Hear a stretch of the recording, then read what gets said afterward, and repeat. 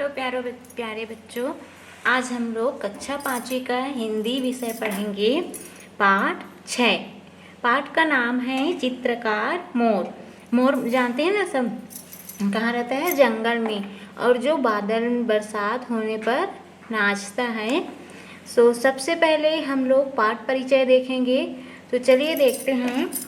संसार में बहुत से लोग ऐसे होते हैं जो अपनी चिंता न करते हुए दूसरों की सहायता करके उन्हें आगे बढ़ाते हैं। देखिए, इस दुनिया में बहुत से ऐसे लोग हैं जो क्या करते हैं, दूसरों की मदद करते हैं ना, हमेशा उसके लिए तत्पर रहते हैं और भले अपने बारे में नहीं सोचते और उसको क्या करते हैं, मदद करके आगे बढ़ाते हैं। ऐसे लोग भी होते हैं, उसके बारे में इस पाठ में जानेंगे हम लोग। ऐसे लोगों को स्वतः ही सम्मान प्राप्त हो जाता है। यही आदर्श इस पाठ के चित्रकार मोर का है, जो दूसरों को रंग बिरंगा बनाने में स्वतः रंग बिरंगा बन जाता है। देखिए, यहाँ पे बताया जा रहा है कि एक ऐसा गुण जो किसी व्यक्ति में होता है, जो अपने बारे में ना सोचते हुए सामने वाले के बारे में सोचकर उसको आगे बढ़ाता है। ऐसे ही कौन है? मयूर है, मोर है, जो क्या करता है, रंग करता है ना, रंग रोगन करता है सभी पक्षियों को। तो उससे पहले उस रंग का परख करता है, जांच करता है और अपने ऊपर लगाता है। इसी कारण वो क्या हो जाता है, रंग बिरंगा हो जाता है और सबको क्या करता है, मयूर रंगीन बनाता है ना सभी पक्षी को। आगे देखिए, इस पाठ में हम सीखेंगे सर्वनाम, वचन, लिंग, परिवर्तन, यदि तो, यदि नहीं तो, लगाकर प्रश्न करना और उत्तर देना आदि। ये जो है व्याकरण से संबंधित है, इसके बारे में इस पाठ में सीखेंगे। तो चलिए आज हम लोग पाठ को पढ़ते हैं, है ना बच्चों? मेरे साथ पढ़िए। बहुत पहले की बात है, तब सारे के सारे पक्षी सफ़ेद रंग के होते थे, है ना। कैसे होते थे? सारे पक्षी सफ़ेद रंग के, उसमें कोई भी कलर नहीं होता था, वो पूरे के पूरे सफ़ेद होते थे। सारे संसार की रंगीनी देखकर उनका मन भी ललचाता था, क्योंकि बाकी जैसे फूल हैं, पेड़ हैं, पत्तियां हैं, सब क्या होते थे, रंगीन। तो उसको पक्षी लोग देखकर क्या करते थे, काश हम भी रंगीन होते। वे सोचते थे, काश हम पक्षी भी फूल, पत्ती और रंगीन बादल जैसे रंग बिरंगे हो जाए तो कितना अच्छा हो। जैसे अपने आसपास है ना, क्योंकि चिड़िया हमेशा इधर से उधर जाती रहती, उड़ती रहती है। तो फूल है, पत्ती है, पेड़ हैं, रंगीन बादल हैं, इन सबको देखकर उन लोग को लालच आ जाता था कि हम लोग भी रंगीन रहते। सब पक्षियों ने एक सभा बुलाई और विचार किया। सोचा, चलकर भगवान ब्रह्मा जी से रंग मांगा जाए, है ना। सभी पक्षी एक जगह इकट्ठा होकर सोच रहे हैं कि भगवान ब्रह्मा जी से हम सब पक्षियों के लिए रंग मांगते हैं। सारे पक्षी एकत्र होकर ब्रह्मा जी के पास पहुँचे, है ना। इकट्ठा होकर, एकत्र होना मतलब इकट्ठा होना, साथ मिलकर कहाँ पहुँचे? ब्रह्मा जी के पास। ब्रह्मा जी ने पक्षियों की मांग सुनी। उन्हें पक्षियों की मांग सही लगी। बेचारे सबके सब पक्षी सफ़ेद हैं, उन्हें रंग मिल जाए तो वे भी संसार की रंगीनी में शामिल हो जाएंगे, हैं। सबके सब सफ़ेद हैं, तो ब्रह्मा जी को लगा कि सही में इन पक्षियों को रंगीन बनाना चाहिए। तो उन्होंने क्या किया, उन लोग को रंगीन बनाने का फैसला किया। अब देखिए आगे क्या होता है। आए हुए सब पक्षियों को ब्रह्मा जी ने ध्यान से देखा। उनमें से उन्हें एक पक्षी चुनना था और उसको रंग रोगन लगाने का अपना यह महत्वपूर्ण काम सौंपना था, है ना। ऐसा कोई पक्षी जो सभी पक्षियों को क्या कर सके, रंगीन कर सके, उसके लिए एक पक्षी ढूंढ रहे, जिसकी कैसे हो। देखिए, आखिर उन्होंने वह पक्षी खोज ही लिया, जिसकी क्वालिटी मतलब गुण कैसा होना चाहिए, उसकी लंबी पूंछ और ऊंची गर्दन वाले पक्षी मोर को उन्होंने अपने इस काम के लिए सर्वथा उपयुक्त समझा।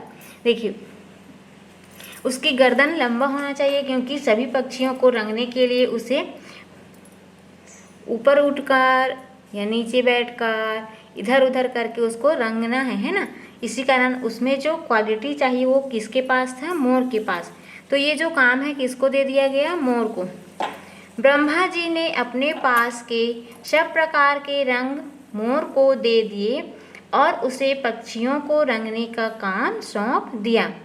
मोर अपने भाग्य पर बहुत खुश था।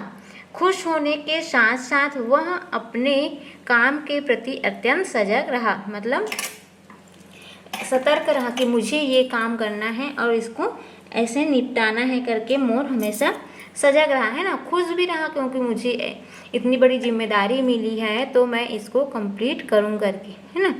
आगे देखते हैं। मोर ने सारे जंगल में ढिंढोरा पिटवा दिया कि सब पक्षी अपनी पसंद का रंग लगवाने के लिए मेरे पास आ जाए। जैसे ढिंढोरा पिटवाना में होता है खबर को फैलाना या मुनादी करवाना। जैसे गांव में होता है कोई भी खबर फैलाना है ना, तो एक व्यक्ति ऐसा होता है या कोटवान होता है, वो पूरी खबर को गांव में फैलाता है ना। किसी घर के पास हो ना जाएंगे, उससे अच्छा है एक बोल देते हैं, है ना, उसको मुनादी करवा देते हैं, खबर को फैला देते हैं जिसे सब सुनकर इकट्ठा हो जाते हैं। ऐसे ही मोर ने भी किया। थोड़ी ही देर में सब के सब पक्षी मोर के आगे कतार बांधकर खड़े हो गए, है ना। जैसे राशन दुकान में ही अगर आप जाते हो तो राशन चाहिए रहता है ना, तो क्या करोगे, अपना कार्ड जमा करके चावल को अपने लिए मांगने के लिए क्या करोगे, कतारबद्ध होकर खड़े रहेंगे। वैसे ही यहाँ सभी पक्षी क्या किए, कतारबद्ध होकर खड़े हो गए हैं ना। हम सबको क्या होना है, रंगीन होना है करके मोर के पास। मोर ने रंगों की पिटारी खोल कर दी। पिटारी मीन्स होता है एक ढक्कन वाला बॉक्स है ना, जो किससे बना रहता है, देखिए टोकरी से, टोकरी है एक ढक्कन वाला रहता है, इसको पिटारी बोलते हैं। और एक एक करके पक्षियों को रंगना प्रारंभ किया। जिस पक्षी को जो रंग पसंद था मोर ने उसे वही रंग लगाया। देखिए आप यहाँ पे पिक्चर में देख भी सकते हैं, ये देखो यहाँ पे रंग रखा हुआ है ना, और जिस पक्षी को जो रंग पसंद था उसको वो बताते थे, फिर मोर जो है उसको लगा देते थे उसका पसंदीदा रंग को।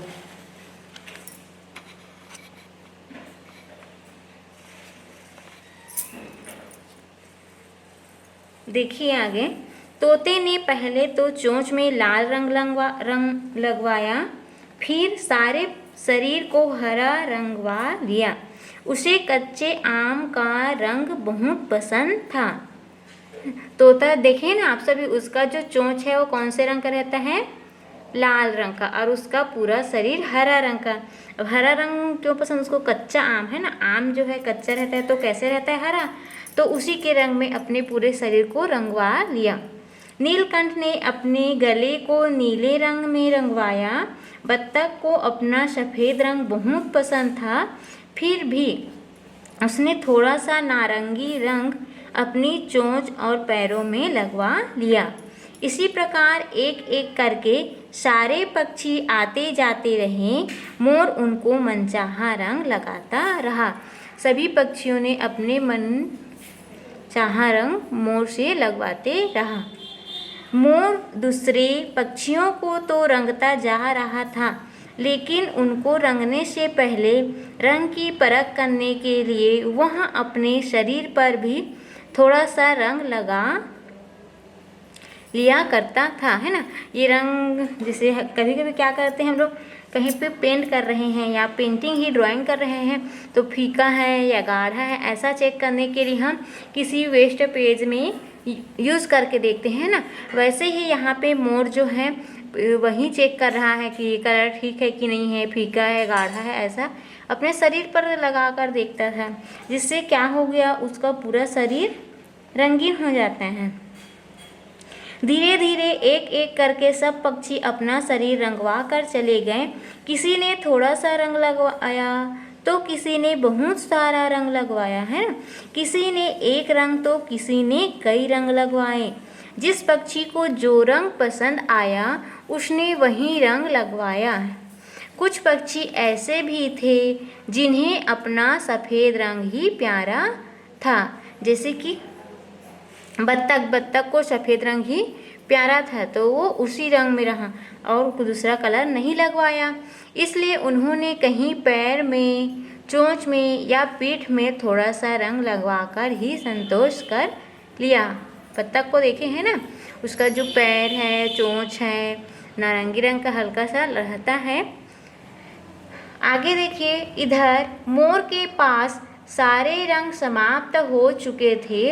रंग समाप्त हो गए हैं यह देखकर मोर बहुत उदास हो गया। सोचने लगा, मैं स्वयं क्या बिना रंग का रह जाऊंगा। दूसरे को रंगने के लिए मैंने इतनी मेहनत की, किंतु स्वयं मेरे अपने लिए कोई रंग नहीं बचा। ऐसा मोर सोच रहा है ना, क्योंकि उन्होंने अपने लिए रंग बचेगा या नहीं बचेगा करके नहीं देखा। अंतिम में वो देखता है तो क्या होता है, रंग नहीं बचा रहता है और अपने बारे में बिना सोचे सबको रंग लगाया जा रहा है। आगे देखिए, इतने में शांत, गंभीर और चतुर पक्षी उल्लू वहाँ आया। मोर को उदास देखकर वह बोला, ओ चित्तेरे, उदास क्यों है? सब पक्षियों को रंग दिया, अब उदासी क्यों भला? है ना, उल्लू बोल रहा है। चित्तेरे मतलब होता है जो रंग करने वाला होता है ना, उसको चित्तेरे बोलते हैं। चित्रकार मतलब पेंटर, उसको चित्तेरे बोलते हैं। उदास क्यों उदास है? अपना मन क्यों उदास रखा हुआ है, मायूस क्यों है? सब पक्षी तो अब रंग गए हैं, अब आपका जिम्मेदारी पूर्ण हुआ है। मोर बोला, उल्लू भाई, मैं भी कैसा अभागा हूँ, सबको रंग बांटता रहा, लेकिन मेरे पास अपने लिए तो कोई रंग ही नहीं बचा, है ना। मेरे पास कोई रंग नहीं बचा, मैं सबको रंग लगा डाला हूँ, तो मैं क्या लगाऊंगा? ऐसे करके मोर क्या है, सोच रहा है ना। आगे देखिए, बहुत ही इंटरेस्टिंग कहानी है ना। यहाँ पे मोर की बात सुनकर गंभीर स्वभाव वाला उल्लू पहले तो खूब हंसा, फिर बोला, जरा अपना शरीर तो देख, अपने पंखों को देख, फिर उदास होना। देखो वो उल्लू, क्योंकि उल्लू उसको देख रहा था और मोर जो है अपने आप को नहीं देख रहा था, है ना। इसी कारण सोच रहा है कि मैं पूरा का पूरा सफ़ेद हूँ, मेरे पास कोई कलर या रंग नहीं है। तो जो उल्लू है वो हंसकर बोला, पहले अपना शरीर तो देख, अपने पंखों को देख, फिर उदास होना। उल्लू की बात सुनकर मोर ने अपने शरीर को देखा तो खुशी से झूम उठा, क्योंकि उसका जो शरीर है कैसे हो गया था, पूरी तरह से रंगीन हो गया था, रंग बिरंगी। उसका शरीर तो रंग बिरंगा, ढेर सारे रंगों की फुलवारी बन गया था। इसको देखकर मोर बहुत ही खुश हुआ। उसे ध्यान आया, दूसरे पक्षियों को रंगने से पहले परखने के लिए मैं रंग अपने शरीर पर ही तो लगा रहा था, बस वे सारे रंग मेरे अपने हो गए। वह बहुत खुश हुआ। अभी वह अपनी खुशी पूरी तरह से प्रकट भी नहीं कर पाया था कि आसमान पर काले काले बादल छा गए। देखते ही देखते वर्षा होने लगी। जब खुश होते हैं तो क्या करते हैं, मयूर नाचने लगता है। लेकिन जैसे ही वो नाच रहा था खुशी के मारे, और अचानक क्या हो गया, काले काले बादल छा गए। पानी गिरने के समय जब होता है ना, वैसे काले काले बादल छा गए और देखते ही देखते क्या हो गया, पानी वर्षा होने लगी। सारे पक्षी अपना रंग बचाने के लिए वृक्षों, लताओं, घोंसलों में जा छिपे। लता में सोता है जो नार रहता है ना, बेल वाला, उसमें जाकर छिप गए सारे पक्षी अपना रंग बचाने के लिए, क्योंकि उसको रंगीन किया हुआ था, है ना। बेचारा मोर इतना भारी भरकम शरीर लेकर कहाँ जाता। उसे लगा कि अब तो पानी की बूंदें उसके सारे रंग धो डालेगी और वह पहले जैसा बेरंग और श्वेत हो जाएगा। अब देखो पानी गिर रहा है, बारिश, तो वो क्या हो गया, डर गया था कि जो मेरे शरीर का पूरा रंग है वो पानी में धुल जाएगा और मैं फिर से सफ़ेद हो जाऊंगा। क्योंकि वो बहुत बड़ा पक्षी था तो कहीं छुपने के लिए उसके लिए जगह नहीं था। किंतु ब्रह्मा जी ने जो रंग दिए थे वे क्या इतने कच्चे थे कि वर्षा के पानी में धुल जाते? वे तो पक्के हो चुके थे, है ना। जो रंग दिए थे ब्रह्मा जी ने, भगवान हैं, तो वो क्या हो गए थे, बहुत ही पक्के कलर थे, वो पानी में नहीं निकलता।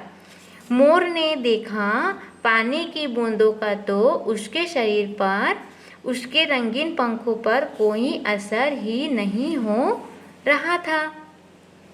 मोर सोच रहा था कि पानी में जैसे ही मेरे शरीर का अंग पड़ेगा, है ना, पंख में पानी पड़ेगा, तो जितना भी कलर है, रंग लगा हुआ है मेरे ऊपर, वो पूरी तरह से धुल जाएगा और मैं सफ़ेद हो जाऊंगा। ऐसा मोर सोच रहा है, लेकिन ऐसा नहीं हुआ। बस फिर क्या था, खुशी के मारे उसने सारे पंख फैला लिए और वह नाचने लगा, मोर, है ना। और बारिश होता ही रहा और इधर मोर जो है अपने पंख पसार के नाचने लगा, नाच ही रहा था वो। तब से लेकर आज तक मोर जब भी बादलों को देखता तब अपने शरीर के सुंदर रंगों को देखकर पंख फैलाकर नाचने लगता, है ना। जब भी काले बादल घने घने छाते हैं, आसमान में पानी गिरता है ना, वर्षा होती है, तब भी मोर क्या करता है, खुशी से झूम उठता है। क्योंकि इसी के कारण क्या हुआ था, उसको रंग मिला था, इसी कारण वो अपना खुशी जाहिर करता है ना। इस प्रकार चित्रकार मोर का पाठ कंप्लीट हुआ। अब हम लोग शब्दार्थ देखते हैं, मतलब शब्दों के अर्थ देखते हैं। एकत्र मीन्स देखिए इकट्ठा, रुआसा मीन्स होता है रोने के समान, बेरंग मीन्स होता है बिना रंग के, पिटारी मीन्स होता है ढक्कन वाली टोकरी, और अभागा मीन्स होता है बुरे भाग्य वाला। श्वेत मीन्स देखिए सफ़ेद या धवल, और चितेरे मीन्स होता है चित्रकार। इसको आप लोग अपनी कॉपी में लिख सकते हैं। प्रश्न और अभ्यास को हम लोग नेक्स्ट वीडियो में देखेंगे। तब तक के लिए बाय बाय।